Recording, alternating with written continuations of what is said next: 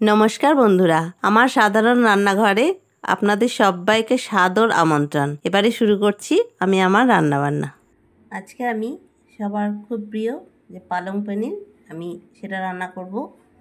এটা খেতে কিন্তু খুবই ভালো লাগে, রুটি, পরোটা, ভাত সবেতেই খুব ভালো লাগে।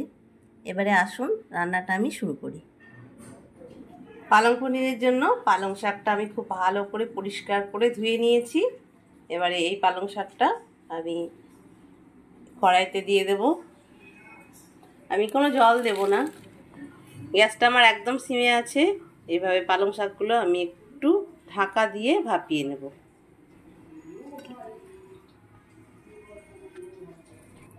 পালং শাকটা আমার মোটামুটি হয়ে এসেছে, এই রকম হয়েছে। জল না দেওয়া সত্ত্বেও প্রচুর জল বেরিয়েছে। আমি কিন্তু একটু জল দিইনি, তার মধ্যেই অনেক জল বেরিয়ে গেছে। আমি গ্যাসটা বন্ধ করে দিলাম। এটা ঠান্ডা হলে তখন আমি এটাকে বেটে নেব। পালং শাকটা আমি সেদ্ধ করে নিয়েছি। এবারে দুটো কাঁচা লঙ্কা দিয়ে এটা আমি বেটে নেব। কড়াইটা আমার গরম হয়ে গেছে, আমি দিয়ে দিচ্ছি সাদা তেল। আমি রান্নাটা সাদা তেলেই করব। একটু ঘি, তেলের মধ্যে দিয়ে দিচ্ছি একটু দারচিনি আর এলাচ।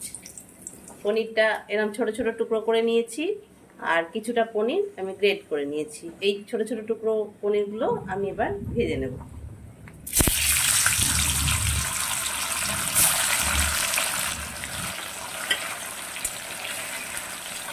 আমি পনিরগুলো খুব বেশি ভাজবো না, অল্প ভেজে তুলে নেব।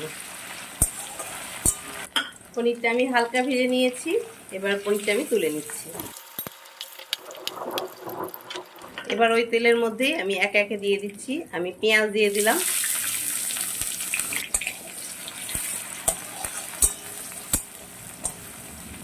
পেঁয়াজটা আমি বেশ ভালো করে ভেজে নেব। পেঁয়াজটা মোটামুটি ভালোই ভাজা হয়ে গেছে এরকম। এবারে আমি দিয়ে দেব আমি রসুন গ্রেট করে রেখেছি সেই রসুনটা। পেঁয়াজ আর রসুনটা আমি বেশ ভালো করে ভেজে নেব। এটা বেশ লালচে লালচে করেই আমি ভেজে নেব। এই পালং পনিরটা ঘরোয়াভাবে এইভাবে যদি করা হয় তাহলে খেতে কিন্তু খুব ভালো লাগে। আমি পেঁয়াজ রসুন দিয়ে করলাম, আপনারা চাইলে নিরামিষও করতে পারেন।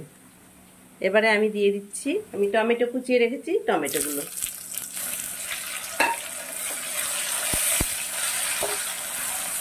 পেঁয়াজ, রসুন, টমেটো এগুলো একটু ভেজে নিয়ে এবারে আমি দিয়ে দেবো আমি একটু স্বাদ মতো হলুদ দিচ্ছি। আমি আমার পরিমাণ মতো একটু হলুদ দিয়ে দিলাম, আর দিয়ে দিচ্ছি একটু কাশ্মীরি লঙ্কার গুঁড়ো, অল্প একটু একদমই দিয়ে দিলাম। তার মধ্যে একটু লবণ আমি দিয়ে দিলাম। ঝাল, লবণ, মিষ্টি এগুলো আপনারা আপনাদের মতো দেবেন, তবে পালং পনির একটু মিষ্টি স্বাদেরই হয়, তাই সেই রকম অনুযায়ী আমি লবণটা দিলাম। আর দিয়ে দেবো আমি চিনি। এই রান্নাটা কিন্তু আমিষ এবং নিরামিষ দুটোই ভালো লাগে।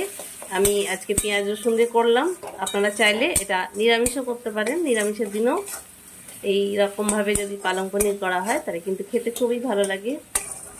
এবারে এই মশলাটা আমি একটুখানি কষিয়ে নেব ভালো করে। আমি একটু ঢাকা দিয়ে দিলাম। মশলাটা আমার ভালো মতোই কষানো হয়ে গেছে। পেঁয়াজ, রসুন, টমেটো এগুলো খুব ভালোই গলে গলে গেছে একদম। এবারে আমি দিয়ে দিচ্ছি একটু আদা আর কাঁচা লঙ্কা বাটা। আদা আর কাঁচা লঙ্কা বাটাটা আমি দিয়ে দিলাম।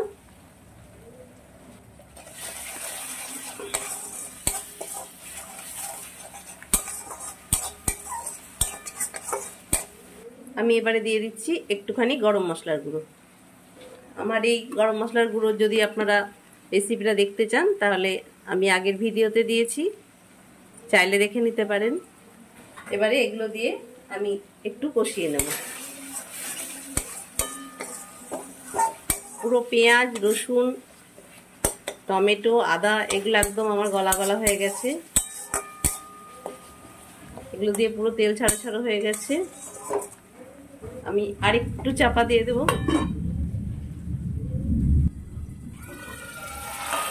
মশলাটা আমার খুব ভালো মতো কষানো হয়ে গেছে, একদম পুরো তেল ছাড়া ছাড়া হয়ে গেছে। আর গন্ধটাও খুব সুন্দর বেরিয়েছে। এবারে আমি যে পালং শাকটা সেদ্ধ করে কাঁচা লঙ্কা দিয়ে বেটে রেখেছি সেটা এবার দিয়ে দেবো।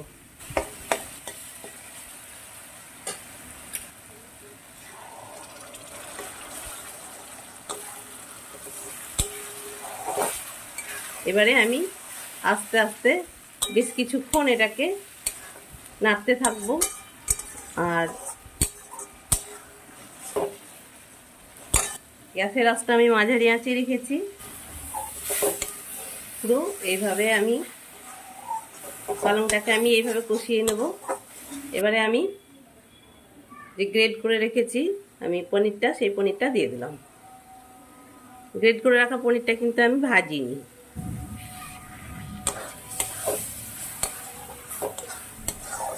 এবারেও আমি আরো কিছুক্ষণ এইভাবে আস্তে আস্তে নাড়িয়ে দেব।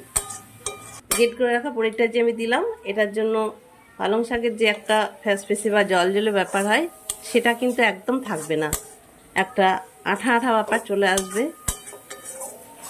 পালং শাকের যে জল জলে ব্যাপার সেটা একদম থাকবে না, আর স্বাদটাও খুব ভালো হয়।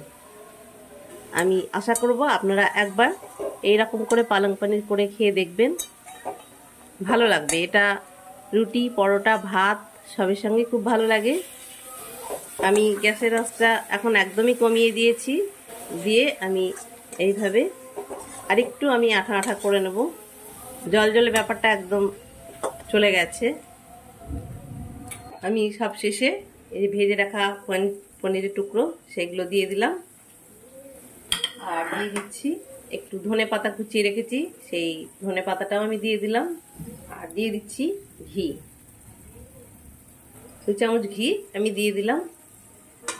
পনির দিয়ে ধনে পাতা, পনির আর ঘিটা দিয়ে আমি একটু নাড়িয়ে এটাকে নামিয়ে নেব।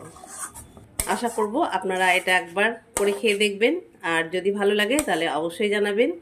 আগামী দিনেও আপনাদের পাশে পাবো এই আশা নিয়ে আজকের রান্নাটা আমি শেষ করলাম। ধন্যবাদ।